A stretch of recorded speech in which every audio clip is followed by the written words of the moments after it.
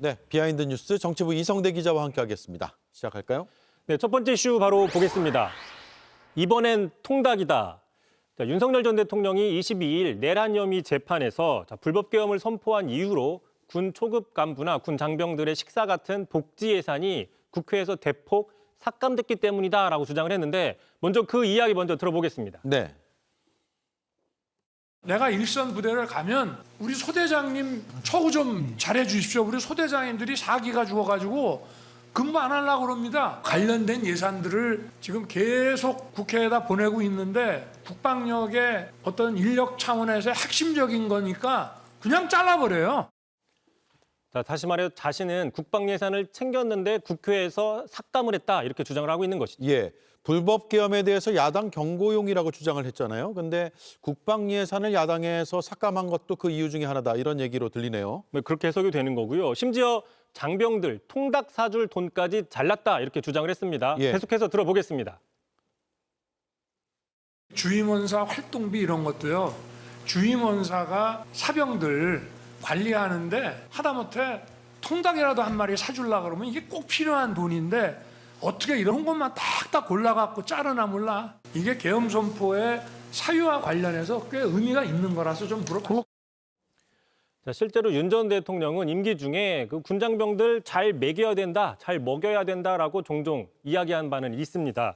본인이 직접 세계 각국의 전투식량을 직접 사서 시식해보고 또 장병들에게 전투식량이나 통조림을 풍족하게 보급하라 이렇게 지시한 적도 있다고 이렇게 전해드린 바가 있었는데 하지만 이제 문제는 이거죠. 말은 이렇게 해놓고 이게 실제로 반영이 되지 않았다라는 거죠. 예.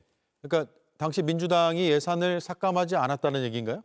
그렇습니다. 정작 예산안에 제대로 반영이 되지 않았다라는 건데요. 자, 지난해 9월이었습니다. 윤석열 정부에서 국회에 제출했던 국방부 예산안을 살펴보면 저 급식과 피복, 급식과 의복 부분 항목에서 약 1,000억 정도를 자체적으로 삭감했다라고 저희가 전해드린 바가 있었습니다. 예. 자, 실제로 민주당 허영 의원 당시 국방위하고 예결위 간사를 맡았었는데 아니 정부에다가 예산을 더 올려라라고 오히려 요청을 했었는데 그러지 않았다. 말로만 초급 간부 개선을 하겠다고 얘기하는 것이냐라고 비판한 적이 있었고요. 올해도 비판을 한 적이 있었습니다. 직접 들어보시죠. 네. 기재부가 애초 예산을 편성하지 않은 점을 누누이 지적하고 반영해 줄 것을 요청을 했었고 현 정부가 제출하지 않은 것입니다. 이것을 마치 민주당이 처우 개선과 기본급식비에 대해서 증액 무산을 시킨 것처럼 날조 선동을 하는 것은 참으로 용납할 수가 없습니다. 예. 날조 선동이다. 그러니까 올라온 예산을 민주당이 삭감한 게 아니라 처음부터 윤석열 정부가 아예 올리지도 않았다 이 얘기네요. 그런데 계속 당시 야당 탓을 하면서 불법 계엄의 이유라고 주장하는 모습은 이해하기가 어려운 것 같습니다.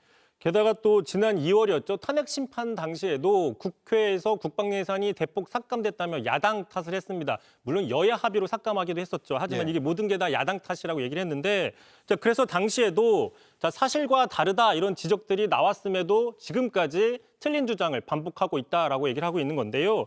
이게 뭐 착각이나 어떤 꿈속에 있는 게 아니면 뭔가 의도성이 있는 게 아니냐라는 비판이 나오고 있는 것이고 자, 무엇보다도 불법 계엄 당시 영문도 모르고 투입됐던 계엄군 중에는 군 초급 간부죠. 부사관이나 또 일반 사병도 상당수가 포함이 되어 있습니다. 자, 윤 전 대통령이 그렇게 군 장병들을 위한다면서 정작 불법 계엄을 일으켜서 자, 이들 장병들 상당수가 지금까지 저 외상후 장애에 시달리고 있는 외상후 장애를 겪게 만든 거는 비판받아야 된다 이런 지적도 있는 겁니다. 예.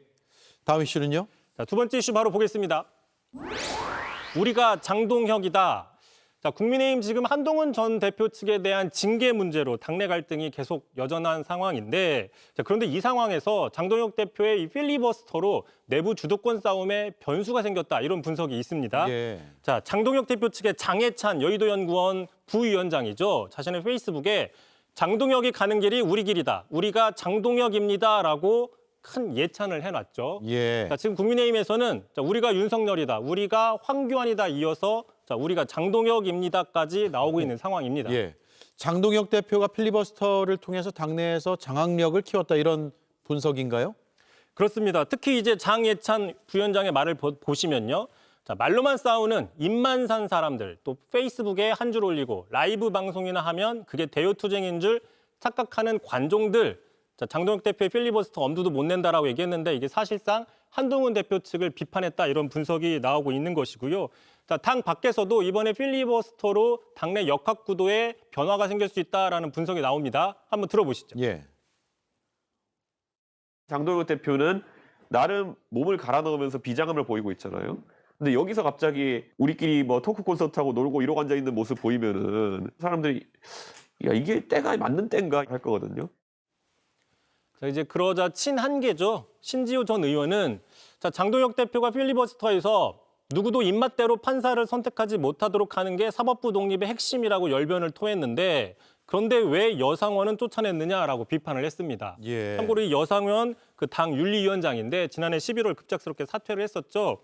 장동혁 대표 측에서 이 한동훈 전 대표 측을 징계하기 위해서 입맛에 맞는 사람을 앉히기 위한 의도가 아니냐 또 이런 의혹이 나온 바가 있습니다. 예. 수고했습니다. 이성대 기자였습니다. JTBC 뉴스를 시청해 주셔서 고맙습니다. 저희는 저녁 6시 30분 뉴스룸에서 뵙겠습니다.